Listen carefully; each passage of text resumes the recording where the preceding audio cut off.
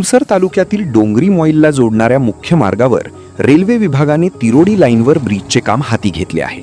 मात्र ब्रिजच्या याच बांधकामात संबंधित कंत्राटदाराने राखीव जंगलाच्या वन कायद्याचे उल्लंघन केल्याचा प्रताप उघडकीस आलेला आहे. वन विभागाची पूर्व परवानगी न घेता राखीव जंगलात वनसंपत्तीची अक्षरशः नासधूस करून राजरोषपणे काम केले जात आहे. कायदा हातात घेऊन संबंधित कंपनीने भीमकाय मशिनीच्या सहाय्याने मागील 15-20 दिवसांपासून वन विभागाच्या डोळ्यांत अर्थपूर्ण धूळ घालत केलेली कामे उघडकीस येताच नाकाडोंगरी वन विभागाला खडबडून जाग आली आहे.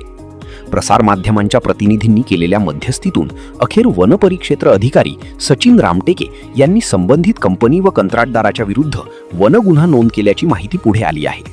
मात्र कारवाईत वन अधिकाऱ्यांनी ब्रिज बांधकामाचे साहित्य जप्ती का केले नाही यावर बोलताना घटनास्थळावर मशिनी व साहित्य आढळून आले नसल्याची माहिती त्यावेळी देण्यात आली आहे.